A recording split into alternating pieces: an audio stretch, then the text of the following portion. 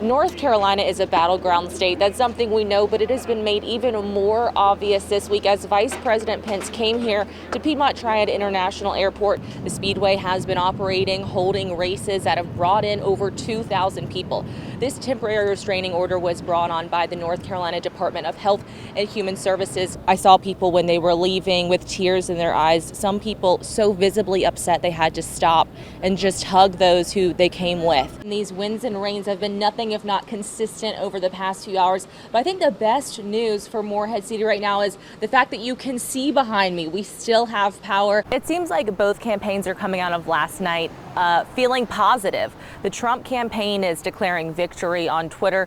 He toned down his message much more than the first debate.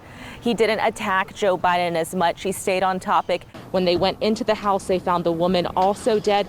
We don't have her identity yet or any details about how she died. Earlier today, Vice President Mike Pence visited North Carolina Biotechnology Center to take part in a roundtable about the Phase 3 trials his company is involved in. This debate is the last chance President Trump and former Vice President Biden have to take each other on face-to-face, as well as the last chance for undecided voters to hear how they each feel about issues varying from COVID-19 to national security.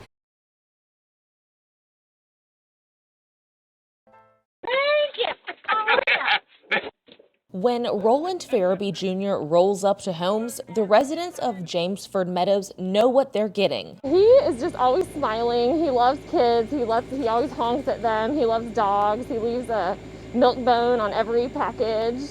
And he's just a joy to be around, and he just makes you feel happy. So after a long 2020, Katie Gummerson and others decided to give Farabee a little something back. They saw other neighborhoods surprise drivers, so they organized the Tunnel of Love. Farabee never saw it coming. Just shocked, just total shock. Just like, I couldn't believe like the whole neighborhood just lined up like I was president or something. All on the side, you had balloons and stuff like, what in the world is going on? In addition to the signs and cheers, they also put together a gift basket with some of his favorite things, like a new Lakers jersey. Crazy right here, come on! I'm just a UPS guy. Yes, it is the best day on the job so far. This is awesome here. I'm still just in shock. I can't believe it. I can't believe, little old me get all this right here, and it's just like, yeah, all this little fuss for me, and I'm just doing my job here. That's it. That's all I do. His wife Andrea and daughters were in on the surprise. She says she's thankful he gets to feel the love he freely gives to others.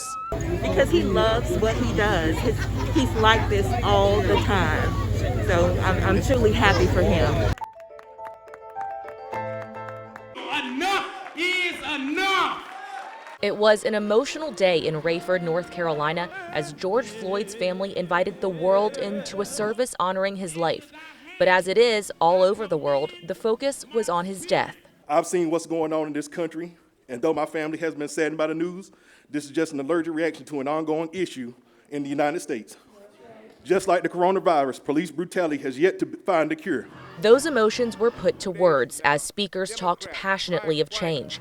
Hope County Sheriff Hubert Peterkin put out a challenge to law enforcement. I don't care how much you march with the groups and get on your knees and play with the children.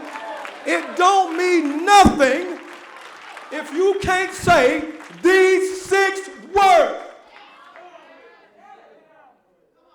We are part of the problem. The standing ovations and cheers coming between tears and praise breaks. I realize that if I deny all the wrong that law enforcement is doing today, I am denying the color of my skin.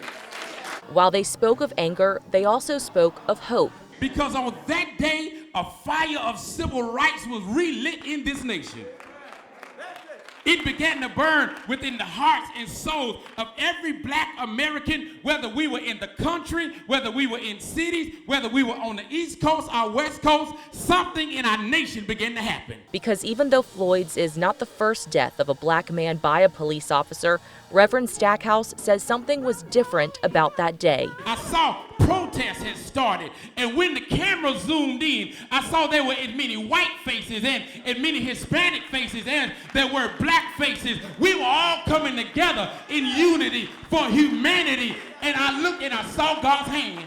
Like so many over the world are, they made sure to say his name in repetition, George Floyd. In Rayford, Mary Helen Jones, Spectrum News.